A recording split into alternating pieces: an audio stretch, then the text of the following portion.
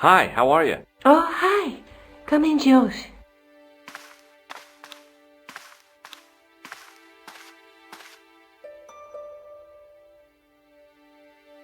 What are you doing to help trace the killer clown? Research, Josh. Yeah?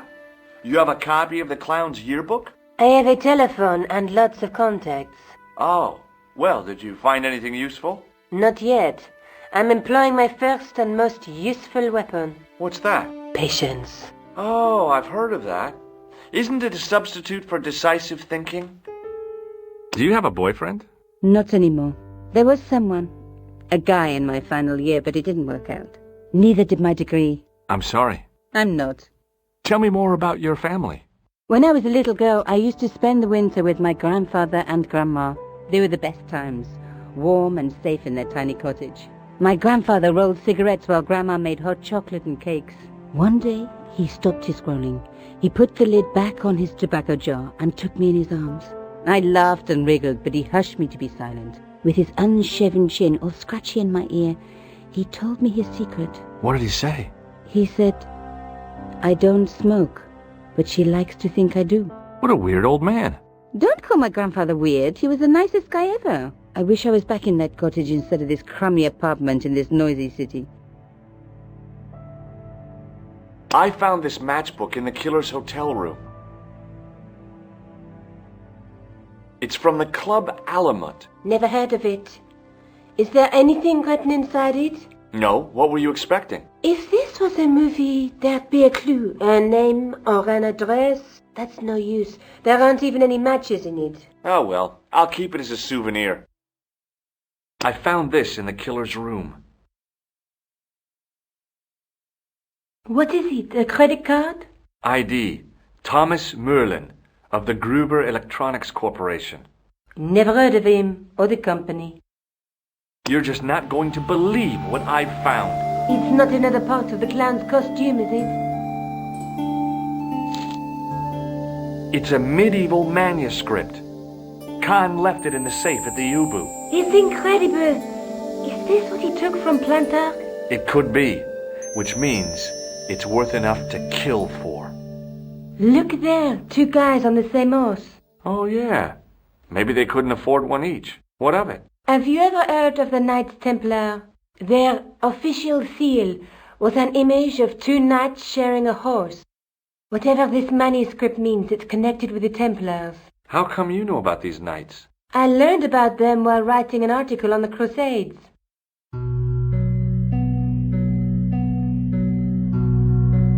This guy, named Hughes de Payen, arrived one day at the court of King of Jerusalem. He offered to protect the Christian pilgrims from the displaced Muslim armies. The king would be able to guarantee safe transit to Christians in the Holy Land.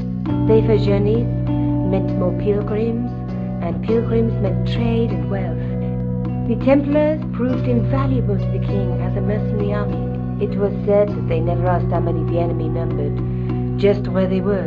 And as the years went by, the Templars grew in wealth and numbers. They were so rich, even kings came to them for loans. But at the height of their power, they fell foul of the King of France. He rounded them up and turned them over to the Inquisition. Thousands of Templars were subject to torture and confessed to heresy. Of course, at the hands of the Inquisition, there wasn't much they wouldn't confess to. The last Grand Master Jacques de Molay was burned alive. Jeez, so the treasure is hidden, waiting to be discovered? If there ever was a treasure, it's been lost for 600 years. Anyway, we're supposed to be investigating a serial killer, not a medieval treasure trove. But maybe that's what the clown and his accomplices are after. Maybe this manuscript is the key. You'd better leave it here for safekeeping. Let's take another look at the manuscript. There's a guy with a sword and a bull. The only mythological bull I know of is the Minotaur, but he was only half bull. I don't think I'd like to be half a bull, even if it was the bottom half. What's that object between them? It looks like a gem on top of a tripod.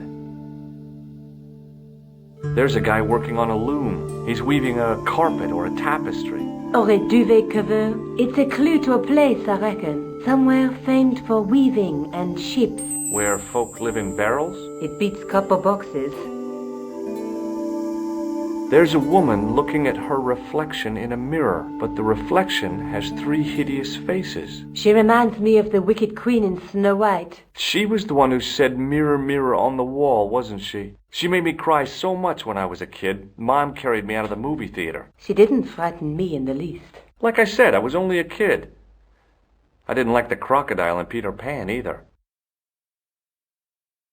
A knight with a crystal ball. Now, there's something written on the scroll beside the knight. Yes, but it's written in Latin. Per disciplinam mea lux videbis. By my teachings, you will see the light. You speak Latin? Where did you learn a trick like that? A trick? I studied law, okay? I can read Latin. My, you're touchy. Tell me that again. Look there, 2 guys on the same horse. Let's face it, we need help, George. Someone who knows about these things. Who do you suggest? Indiana Jones? I know a guy who specializes in medieval studies. His name is Lobineau. Huh. Some stuffy old fossil who gets horny over ancient relics, I suppose. Far from it. Andre isn't the stereotypical professor you have in mind. Where can I find this Lobineau guy? At the Krohn Museum. I'll give you the address.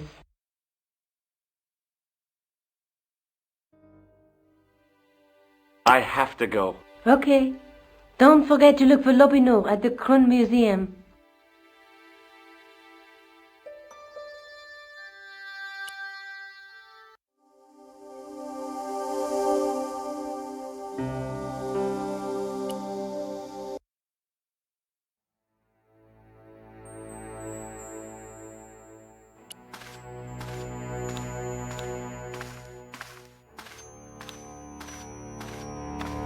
Excuse me, Sergeant. What do you want now? I'd like to report an assault. Yes, monsieur? Where is the victim? I'm the victim. I've been harassed by a pair of thugs. I see. And where did this alleged assault take place? Outside the Hotel Ubu. They stopped me as I was leaving and went through my pockets. Could you describe the suspects, monsieur? One looked like a gorilla, and the other looked like a weasel. Their names are Flap and Guido. Bon. I'll get them this time. Is Rosso here? Yes, he is. You wish to speak to him? Yes, I do. One moment, monsieur. It's Stobart, monsieur. He insists on talking to you again.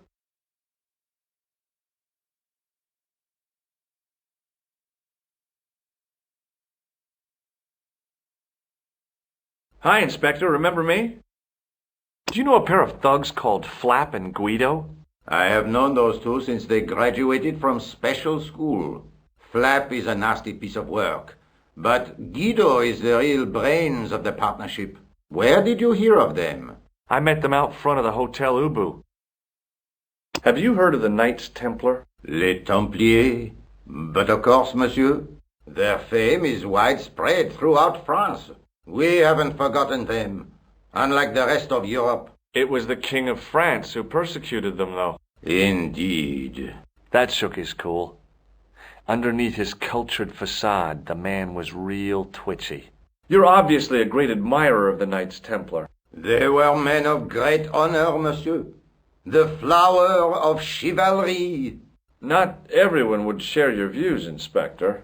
Not everyone shares my passion for Bartok. But if the Templars were as honorable as... That's enough. I do not wish to hear your uninformed opinions, Stobart. Why do you get so wound up about the Knights Templar? They've been dead for centuries. I shouldn't have pushed my luck. Maybe his ancestors were Templars. Whatever. I saw the anger flare in his eyes like a distant summer thunderstorm. The Templars were the first true internationalists. 800 years on, and still the world is fragmented by nationalistic flag-waving fools. You will excuse me. So long, Inspector.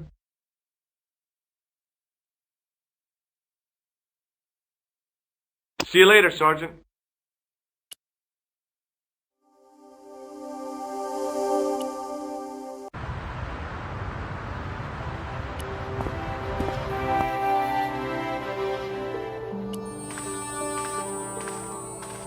In the case was a spindly tripod, blackened with age and pitted with rust.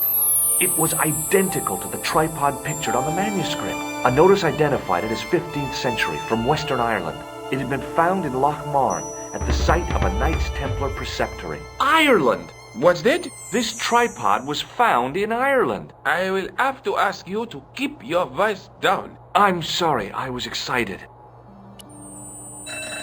As I reached toward the display case, a shrill piping filled the air. I froze, then tried to get myself together and act nonchalantly. No, monsieur. No, et no. Okay. The attendant had an air of self-importance and the kind of steely eyes that never seemed to blink. Pardon me. Oui, monsieur? Are you Lobineau? Oh, no. Fancy you mistaking me for him. No. I am the deputy custodian. But Lobineau does work here. Work? I wouldn't go so far as to call it that. He studies here most days, but as you can see for yourself, not today. Do you know anything about the Knights of the Temple? No, sir. Not a sausage. The sign on the tripod says it was found at a Templar preceptory. It does? Yeah. It doesn't mention John Dee at all. Most remiss. You don't know anything about the tripod, do you? No, I don't. I never had much of a start in life, you see. I owe what little education I gained to my uncle. He was an optician, but he also doubled as the village school teacher. He taught me the alphabet. Wait, 19 letters of it. The bottom row of the chart was too small even for him to read, so he left them out. Why don't you start over and enroll for adult education? You know, I never thought of that. Do you think if I studied art and did all my homework, I could be a professor of history? At your age? Dream on. Do you know anything about medieval manuscripts? Not me, monsieur. I am no scholar, though people often mistake me for one. It is the uniform, I guess. They see the clothes. They are impressed. And they ask you to park their cars? They ask me to park the... No. They assume I am an authority on the exhibits in my care. Whereas you know next to nothing about history. Of course not. All I am saying is, I am no scholar, not like Monsieur Lobineau. Can you give me any further information about the tripod? Certainly, monsieur. It's infamous. That tripod, that belonged to John Dee. What's the importance of John Dee's tripod? Dee was the most famous escapologist of the 16th century. The Houdini of his time. Don't you mean alchemist? Escapologists use ropes, chains, and handcuffs, not tripods. Well, whatever he was, that is the tripod he used in his experiments. What kind of experiments did John Dee perform with his tripod? Oh, the usual. Didn't you study chemistry at school? Yeah, but we skipped over thaumatology. Can I take a closer look at the tripod? What? Get it out of the case? Ah, no! That tripod is protected by a sophisticated surveillance system. How sophisticated? A painfully loud alarm bell. How is the alarm bell triggered? By the slightest pressure on or movement of any part of the case wherein that tripod is situated. It strikes me that to call your alarm system sophisticated is, well, stretching the truth a little. It has never failed yet. The sophistication is in its simplicity. Thanks for your help.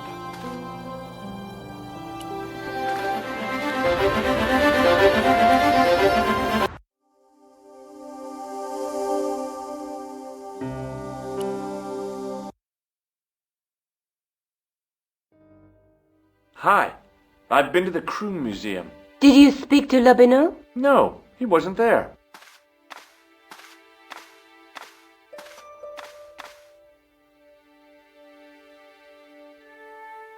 I found the tripod.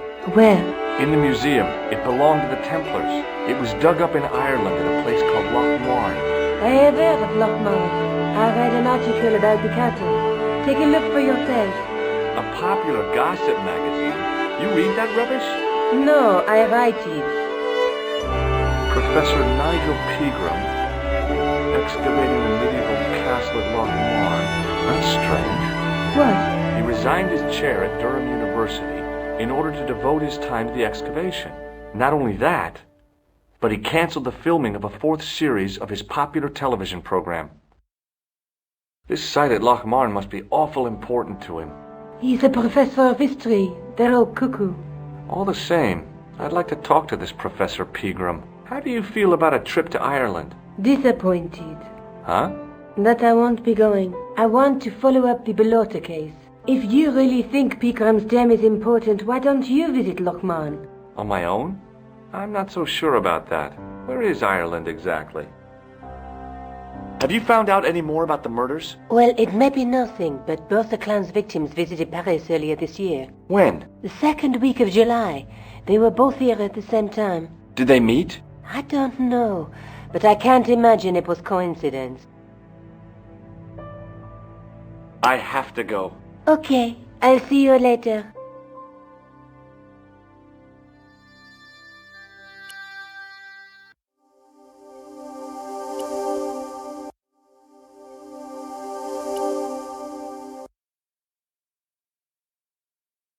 I passed the castle on the way into Loch Marn, the castle where Pegram's excavation was located.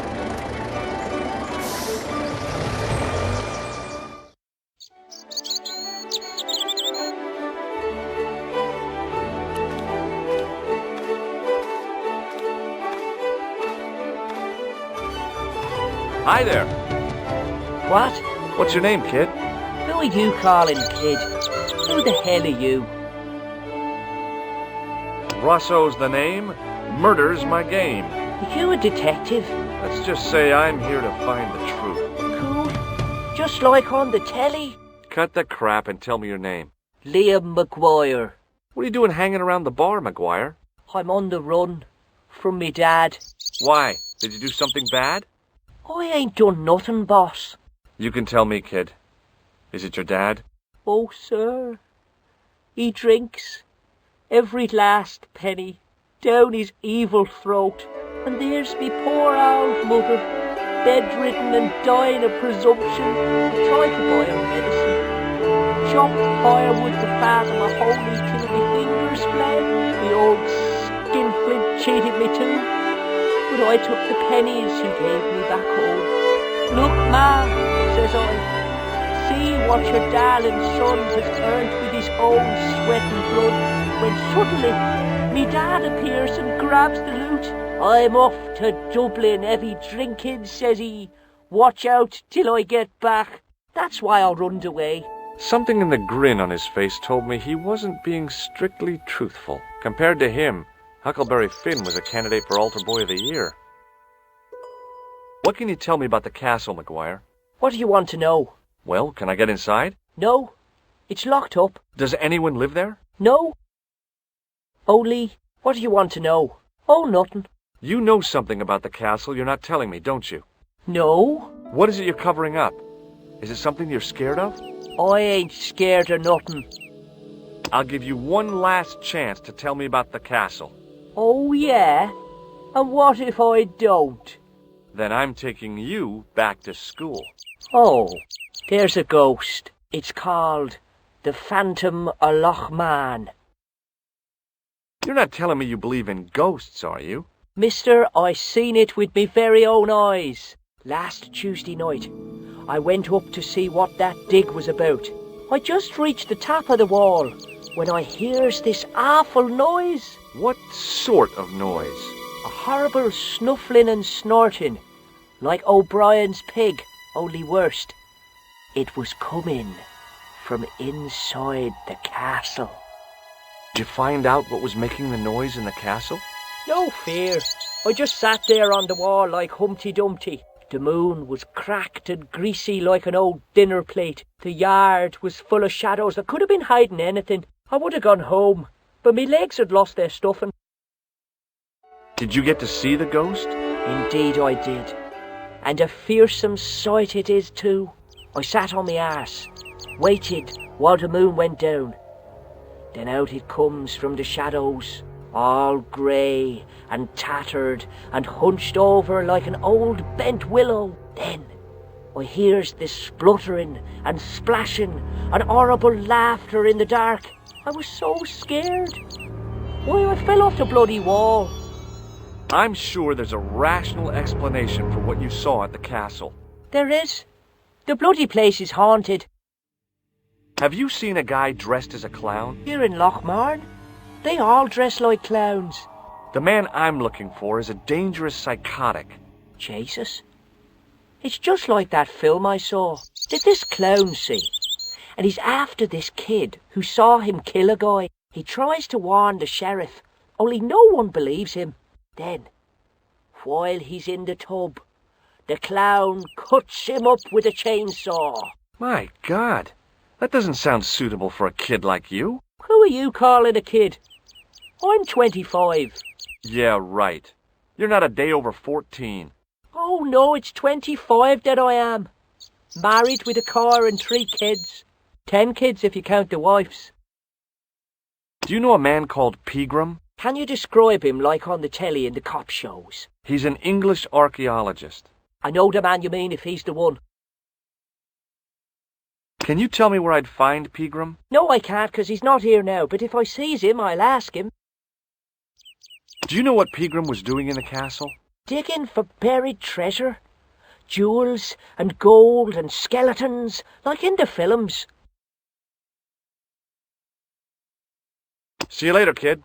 Okay, mister. The young red-haired guy was plainly nervous about something.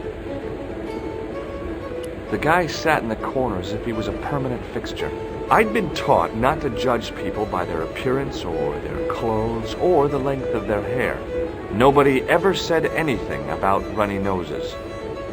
The white whiskers on the bartender's flushed face were like garlands on a Christmas tree. The resemblance ended there. The top of his head was too slick and shiny to act as a perch for a Christmas angel. There was a vacant look on his cow-like face that said quite clearly, "Nobody home." The guy sat in the corner as if he was a permanent fixture.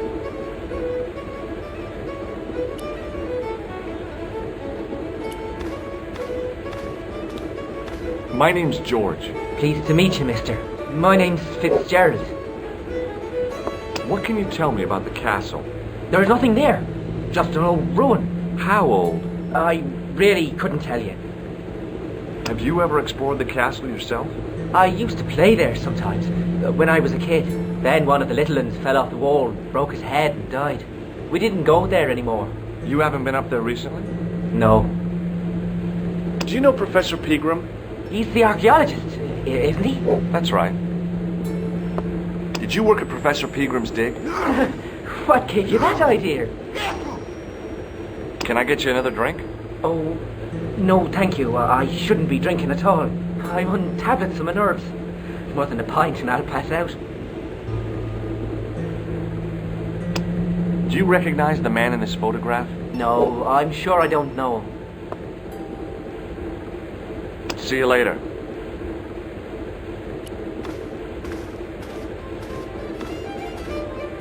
Hi there, old-timer. What?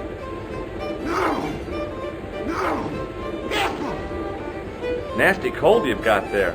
As soon as the words left my lips, I regretted them. Is there such a thing as a cold which isn't nasty? I put the question to Father Mahoney. Father, says I, why were we born to suffer snot? What did he say? He said, it's my reward for being out all night like a sinner, pious prig. Anyway, this is no ordinary cold.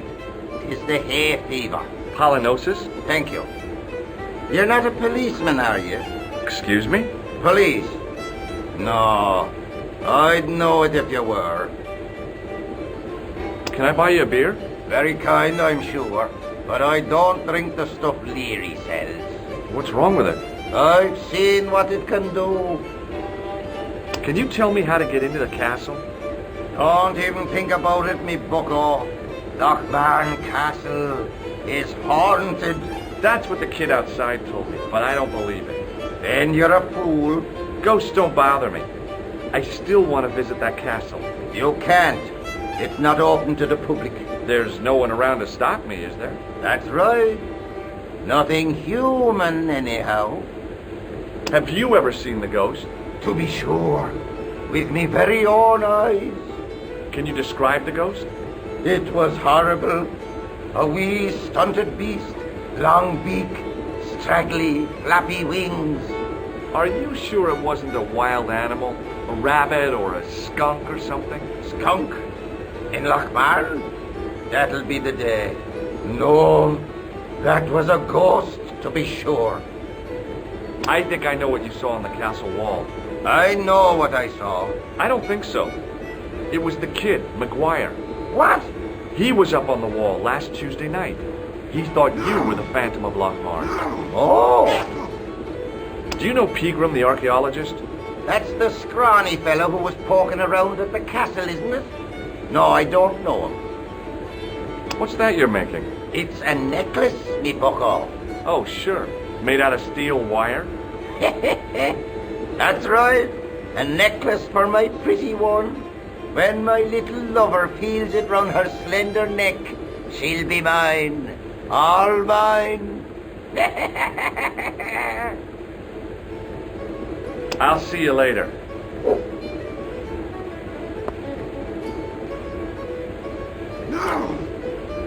As soon as the old guy looked away, I grabbed this piece of wire.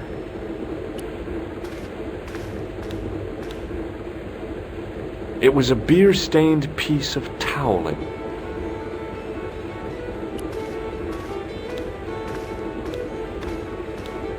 Hi, my name's Stobart, George Stobart. Hello there, mister. What can I do for you?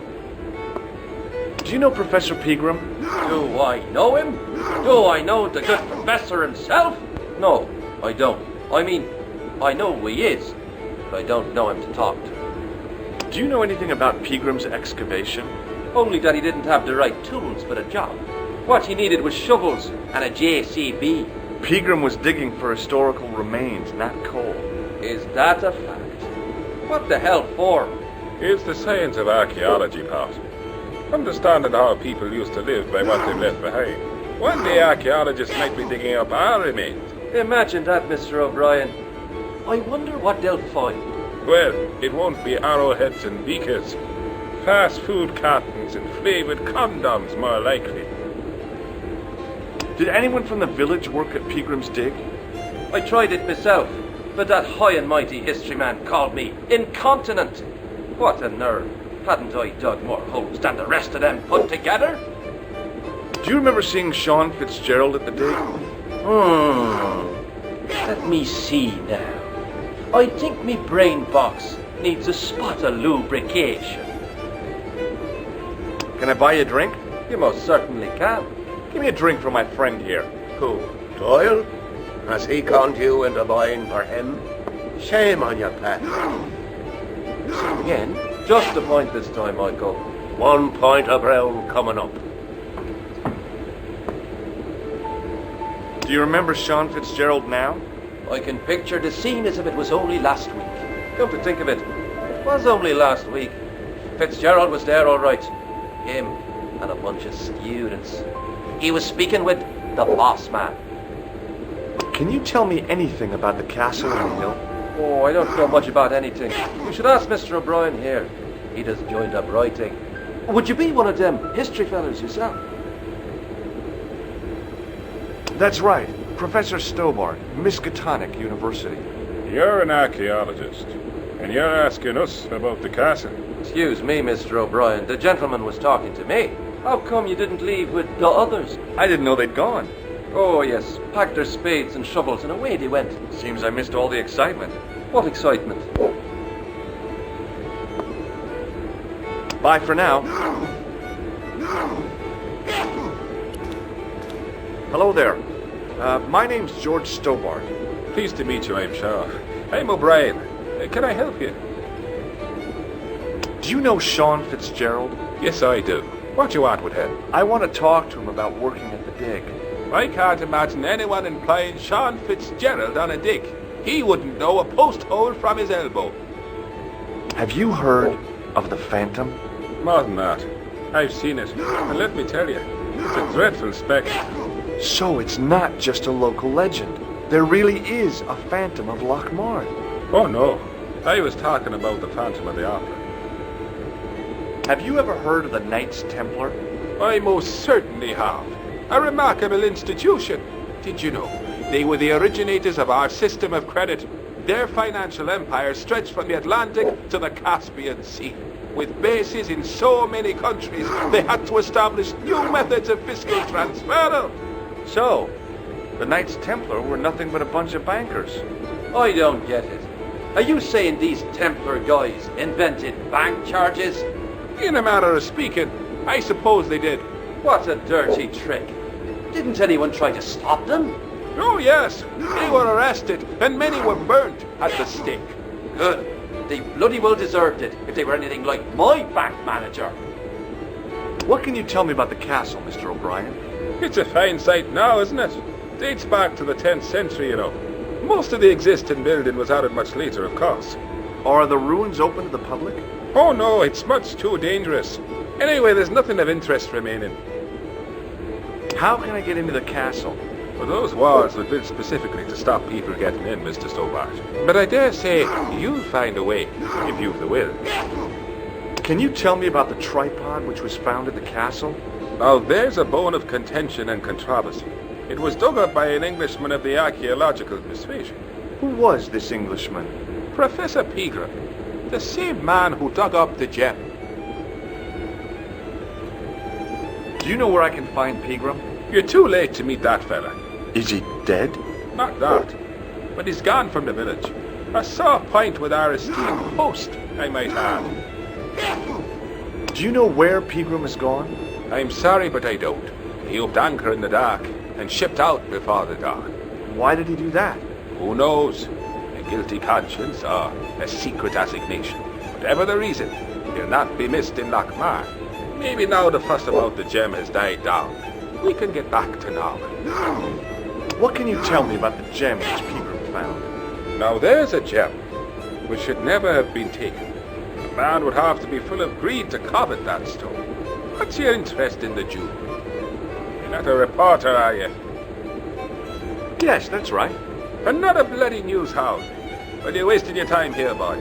You'll find the people of Lochmarn are a tight-lipped and cautious lot. Why? Have you got something to hide?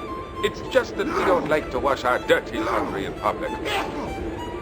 Why is Pegram's departure upset the landlord? Well, why don't you ask him yourself, Mr. Ace Reporter? Goodbye for now. Good riddance to you. Top of the morning to you. I beg your pardon. Well, that's what you Irish say, isn't it? Do you want something? Or are you just flaunting your xenophobia? Well, I was trying to be sociable. Is it a room you're after? That's not a bad idea. Do you have a vacancy? I could, if you don't mind waiting until the last guest checks out. No problem. When will that be? When the undertaker comes to collect him. Have you served any, clowns recently? No. You're the first today. Do you know a man called Pegram? Indeed I do. Are you a friend of his, by any chance? Oh, no. I'm just trying to track him down. Me too. That son of a bitch should be locked away. Did Pegram stay here? Yes, he did. 6 nights plus breakfast. I'll try a glass of beer, please. Is this your first pint of real ale? Well, I guess so. What's real ale, anyhow? Beer that's brewed from natural ingredients to traditional methods. It shouldn't be kept under pressure or refrigerated. And finally, it should have a good body and distinctive character. In other words, it's flat and worn with bits in, and it makes you fall over.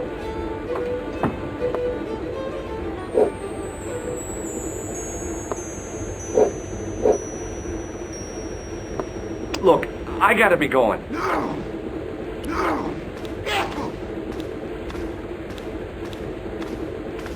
Mr. Fitzgerald?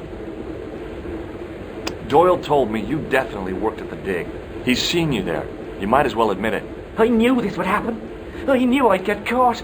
I need to talk to Professor Pegram, if he's still alive. What do you mean? Is he in danger? Yeah, you too, if I'm right.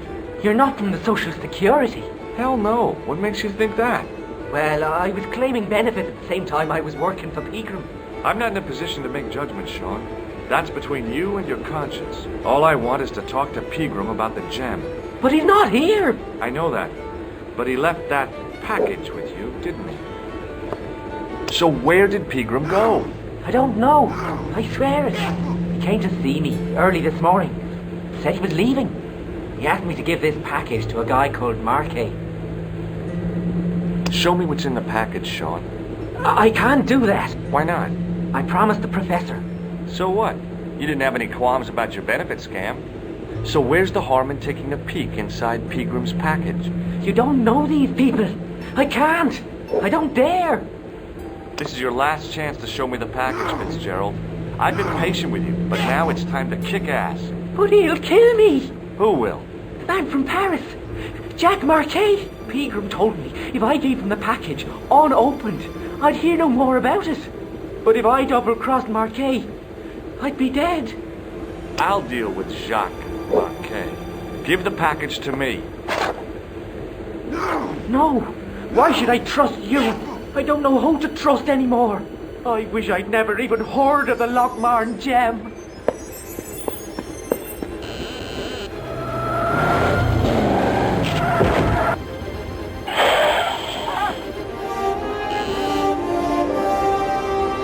Hey! I just seen a big red... Get out of here, Maguire. Come back when you're old enough. What's the lad howling about? A big red sports car. Sean Fitzgerald's been runned over. Get out! Noisy little tyke. Maybe you should send out some medicinal brandy maker. Oh, yes. And who's going to pay for it? Not me. Me too, neither.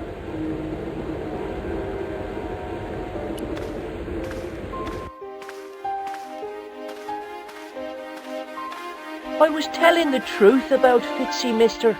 Okay, calm down. Now tell me what happened. I was standing here, minding me own business, when I saw this beautiful red sports car coming up over the hill. Would you look at that, says I, and I going over to take a closer look. Next thing, Fitzy comes tearing out of the pub and nearly knocks me on the ass, but the car just flies at him. It was too fast for poor old Fitzy, and hit him an awful wallop. He goes flying up on top. Jesus, says I thought he was a goner. Next thing, the driver hops out, and I couldn't believe my eyes.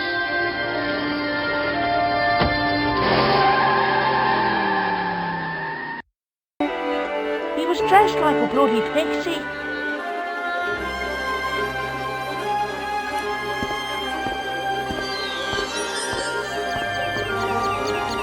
I pushed the switch down, but in doing so it snapped off in my hand.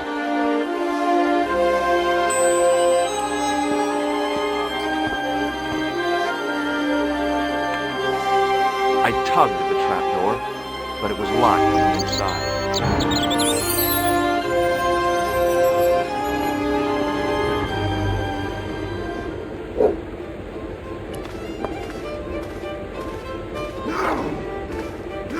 Excuse me. Yes, sir? May I have another beer, please? Certainly, sir. Same again? Yeah, please. How is this stuff made? That's the secret of the master brewer, sir.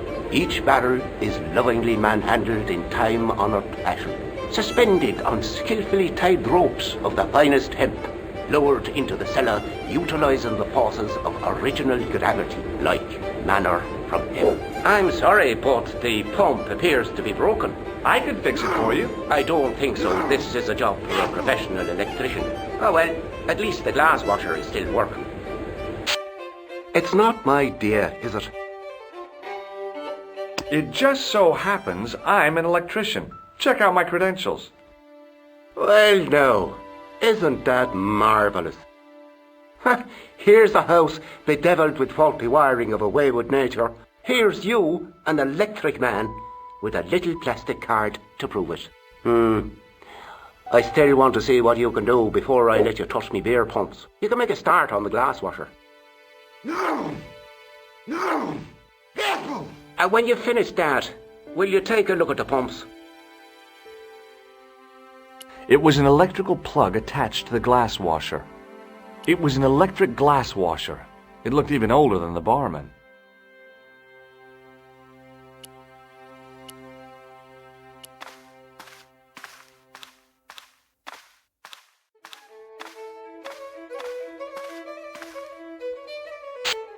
I replaced the fuse with a piece of wire. I knew it was dangerous, but I was desperate enough to disregard everything I knew about standard safety precautions. Excuse me, Mr. Leary. I fixed your glass washer, no problem. Bingo! And a blessing to all the saints. A free half-pint to that man on the house. Now, could you take a look at the beer pumps? Oh, I guess so, but I'm not making any promises. If you can't fix them, I'll have a riot on me hands. The pumps are in the cellar, right? That's right. You'll find a flashlight down there somewhere.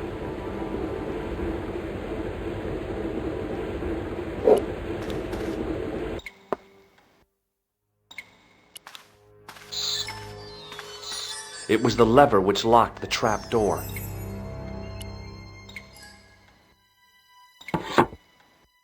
I pushed the lever and heard the grating of metal, but nothing appeared to happen.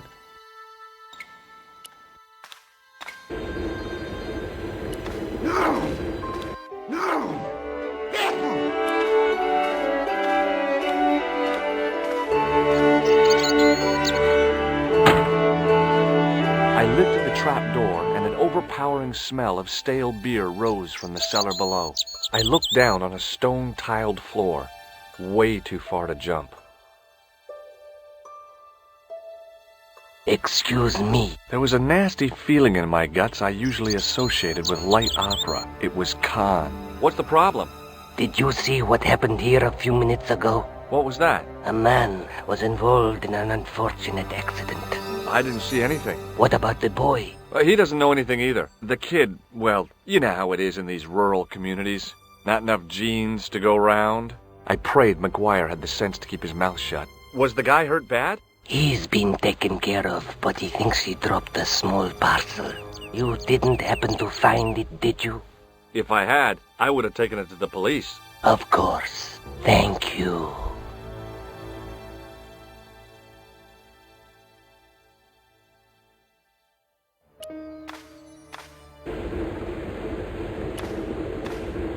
Now I could see. I spotted Mr. Leary's flashlight easily. Then I noticed a flash of light, something sparkling beneath the open trap door.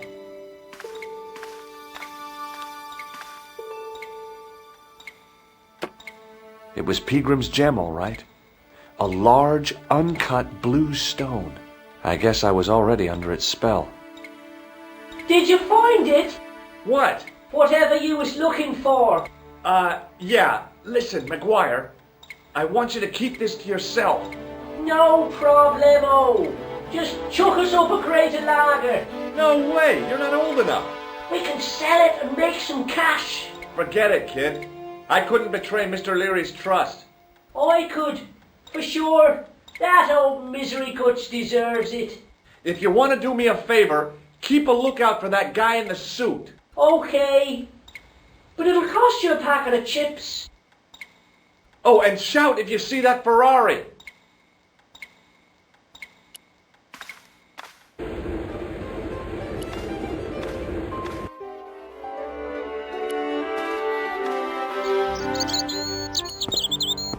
Hi, do you speak English? Well, no. What if I was to say no? An implication of cognizance shrouded in denial. A pretty poser of a paradox indeed. I gave him the look I'd perfected when I was 12 and was going to be the greatest hypnotist of all time. It was a killer. Are you attempting to hypnotize me, or is it the constipation you're suffering? I was a little out of practice. What can you tell me about the castle? Not much, I'm sorry to say. Most of its history is long forgotten. Ah, but if these old stones could only speak, what stories they'd tell. Stories to make your toes curl and your blood run cold. You know, this castle is said to be over 600 years old. Have you seen Professor Pegram? No, he's packed up and gone. Do you happen to know where? Back in England, I suppose. Did you happen to see a red sports car down on the road? I caught a glimpse of a flash of red on the hill and heard the racket. Sure, it was an awful noise. A sports car, you say? A Ferrari, to be exact. A racing car? And what was it doing here? The poor fella must have been lost. The driver of the Ferrari was involved in an accident. Is that so? Yeah. He knocked somebody down outside the bar. What an idiot! How could a thing like that happen? He was traveling too fast. So fast, he ran right under the car? I mean, the car was traveling too fast. But you'd have thought the idiot could have heard it coming. Maybe you know the guy who was hit by the Ferrari. His name is Sean Fitzgerald. Oh, I know him all right. That's me nephew, the idiot responsible for the stacking of my hay cart. Was he killed by the car? Oh, no, but he has been abducted. Well, that's a relief now. Aren't you going to look for your nephew? What for? From what you say, it's too late. Well, you could report the matter to the police. Better not. Besides, what could they do? Well, they could mount a search. They have only the one bicycle between them. In a question of superior acceleration, I put me money on the Ferrari. I think you ought to know exactly what Sean has gotten himself into. I'm not sure I want to know. But you're his uncle. His own flesh and blood. You're right, but what can I do? If I'm not here to guard it, some idiot might try to climb the haystack. What a moral dilemma. Stay here and guard this potentially lethal agricultural construction, or to go off in search of the prodigal nephew, the very man responsible for said hazard? It'll need some thinking about. Why, there's no problem. You're right. Why didn't I think of it before? We'll demolish the haystack. You don't have to demolish the haystack to go look for Sean. I'll stay here in your place and warn anyone who's silly enough to climb it. Marvellous! I think I should start me inquiries in the bar.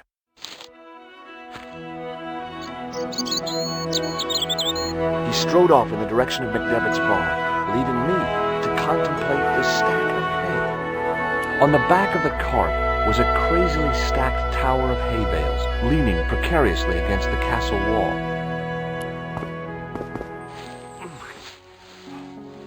The stack of hay stopped, short of the top of the wall.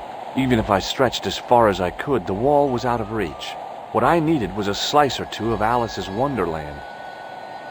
There was a narrow crack between two of the stones where the centuries-old mortar had crumbled away.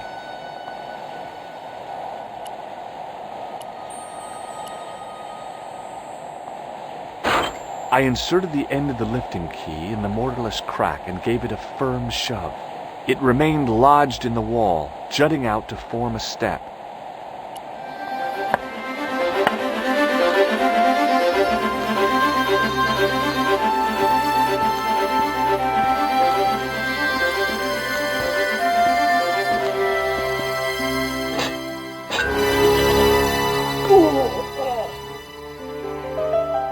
The rope by which the goat was tethered had become tangled on the old plowshare.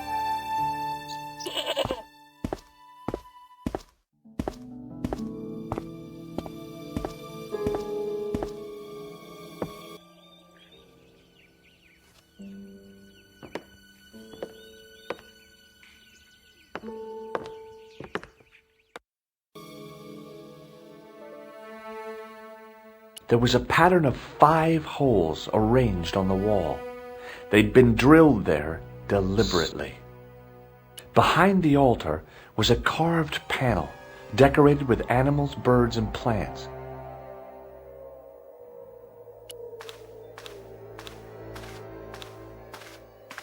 The sack contained a fine white powder.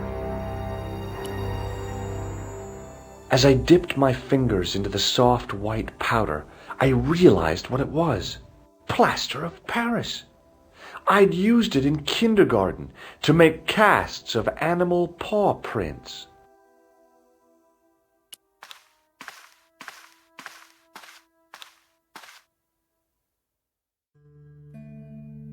It was a statue which had fallen from its place on the wall, 5 fingers of stone projected from the back of the carving. The statue was too heavy to lift. It overbalanced into the sand.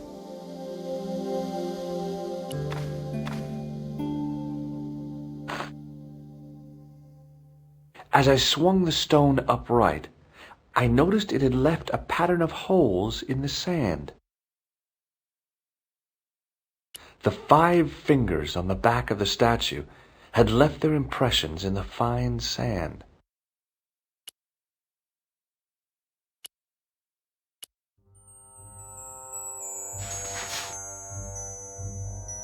I sprinkled the plaster on the sand until the holes were filled.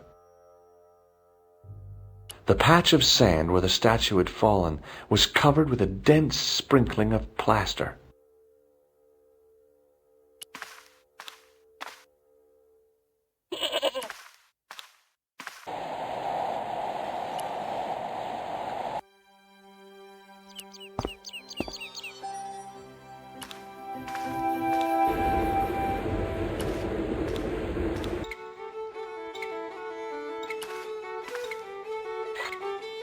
The faucet creaked, coughed, and spewed out a stream of rusty-colored water.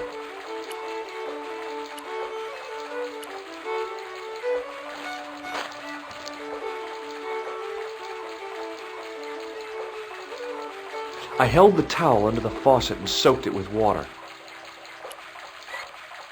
I shut off the faucet as tight as I could, but it kept on dripping.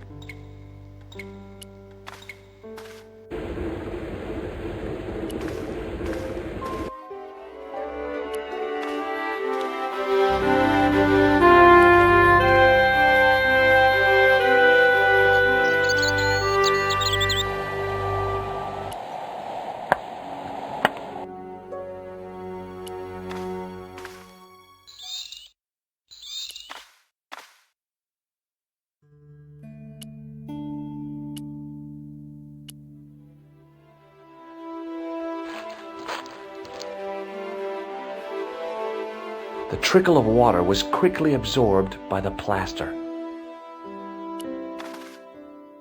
I eased the solid piece of plaster from the sand. Underneath, it had formed a perfect copy of the statue.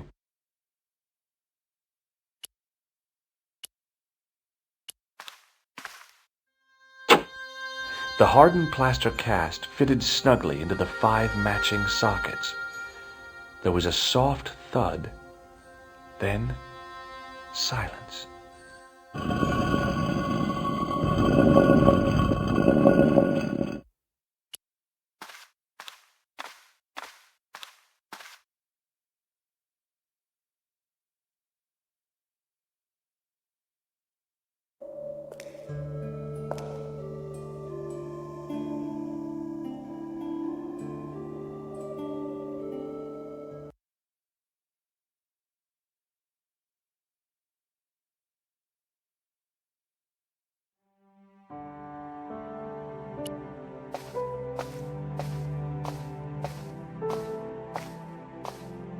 I had messages waiting to be played.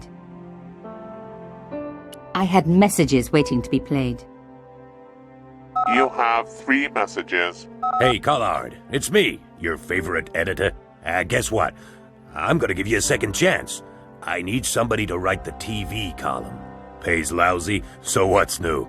If you're interested, drop by the office. In fact, drop by the office anyway. We have to talk, Nico. That story of yours I spiked. It won't go away. You've made some dangerous enemies out there. Hey, Nico, it's your old pal. I mean, your new pal, George. Whoa, Ireland.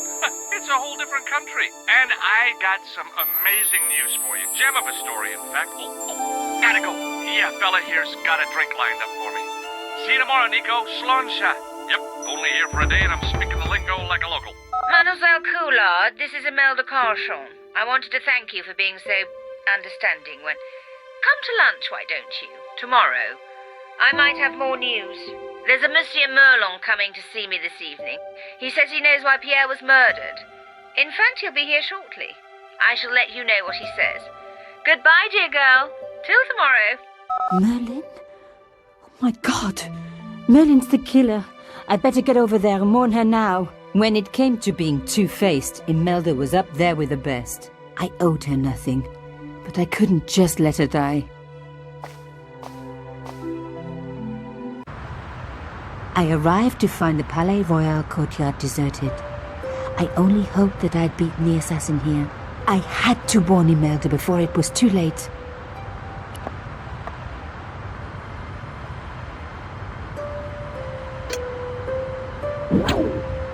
I unhooked the first wire.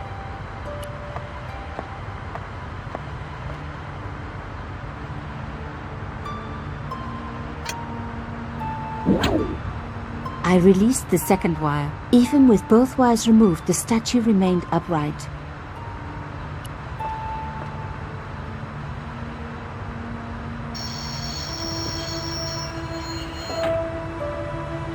If I could deconstruct this, I could deconstruct anything.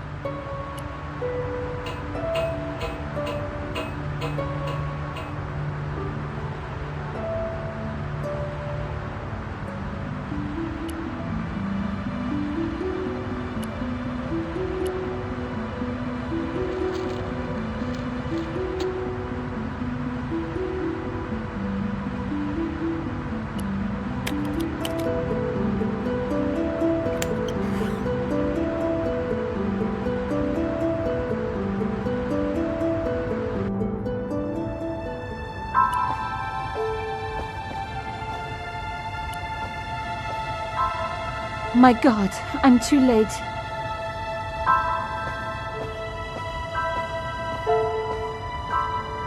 Imelda. Oh no. Nico? Don't worry, you're going to be all right. You know that isn't true. It was Merlin, wasn't it? Dressed as a cavalier. How absurd. You came to warn me, didn't you? I must be crazy. Let me see you, Nico. All this time you were just using me. Which one is the real Imelda? You are an extraordinary girl. Thierry would have been so proud of you. You didn't know my father. So like him. Something about the eyes. I wish we'd had time to get to know each other. She was gone. She cheated me, lied to me, used me. But why? Even in death, Imelda looked the same. Beautiful, inscrutable. The Ice Queen alone in her ice palace. Around her neck was a locket. I opened it. Inside was a tiny gold key. I took the key. I had to leave. I knew I could never return.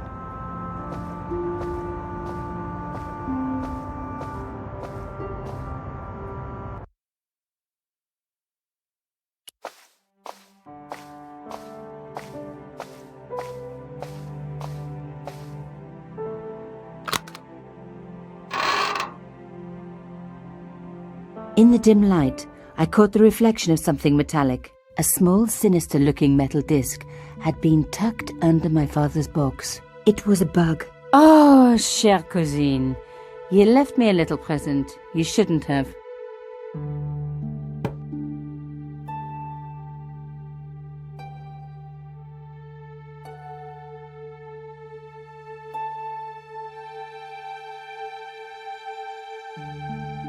You don't scare me.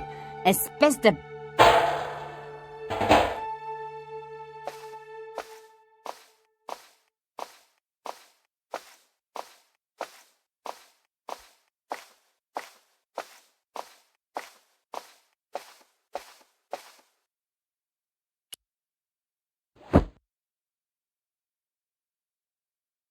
The box was carved by my father.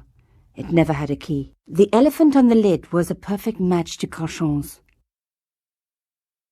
The box was one of the few things my father left me. The elephant on the lid was a perfect match to Carchon's. The box was one of the few things my father left me. The elephant on the lid was a perfect match to Carchon's.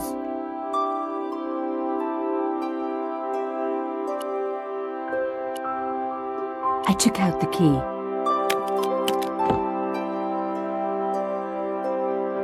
I couldn't believe it. Imelda's key opened my father's box. I dreaded what I was going to find inside.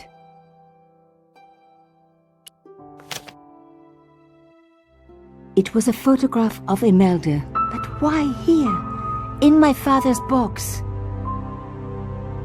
I felt as if a black hole had swallowed me up. Imelda and Carchon grinning, while behind them a village was being razed to the ground, its people butchered. And there, next to them, staring out at me across the years, my own father. There was a letter. I feared there was even worse to come.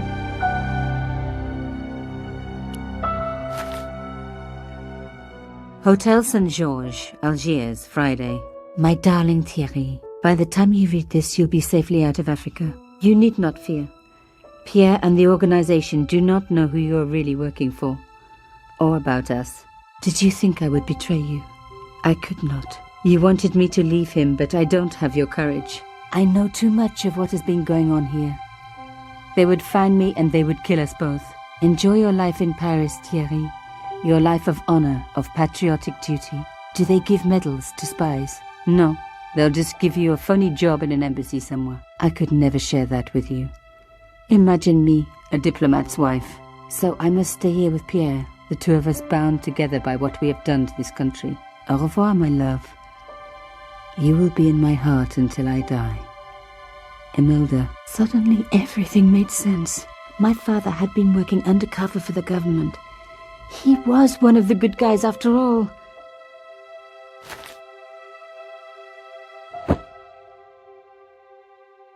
He and Imelda must have fallen in love. She'd found out who he really was, so he had to leave. It had broken her heart, but she had never revealed it to anyone. I knew I couldn't either. Whatever he was doing, he'd had good reason to keep it secret. I decided I would respect that and tell nobody.